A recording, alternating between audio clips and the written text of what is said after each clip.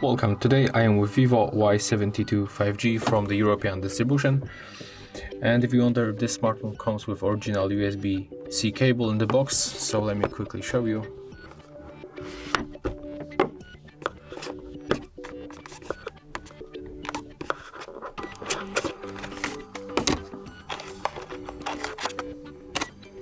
As you can see, we can find here this cable. So take a look. As you can see, it's a USB-C cable. You can plug it right here.